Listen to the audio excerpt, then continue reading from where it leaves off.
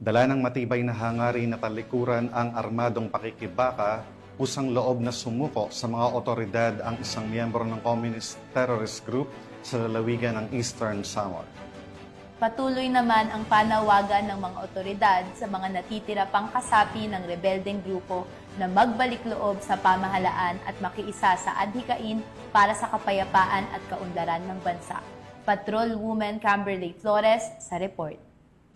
Voluntaryong nagbalik loob sa pamahalaan ang isang miyembro ng Communist Terrorist Group sa Barangay Macapagal, General MacArthur, Eastern Samar. Ang pagbabalik loob ay resulta ng matagumpay na pakikipagnegosasyon ng mga tauhan ng 2nd Eastern Samar Provincial Mobile Force Company kasama ang Provincial Intelligence Team Eastern Samar Provincial Intelligence Unit sa aktibong suporta ng Kasimbayanan at Advocacy Support Group. Isinuko rin ng nasabing surrendery ang isang unit caliber .38 revolver at 4 na bala. Samantala, nakatanggap naman ang nagbalik loob ng agarang tulong na bigas at grocery items mula sa mga kapulisan. Ang nasabing surrendery ay nasa kustodiya ng 2nd Eastern Samar PMFC para sa facilitation ng kanyang posibleng enrollment sa programa ng ating gobyerno na Enhanced Comprehensive Local Integration Program o ECLIP. Patuloy ang panawagan ng pambansang pulisya sa iba pang mga miyembro ng CTGs na iwaksi na ang maling ideolohiya at magbalik loob sa ating pamahalaan upang makasama ang pamilya, mamuhay ng payapa at patuloy na sumuporta sa mga programa ng ating gobyerno.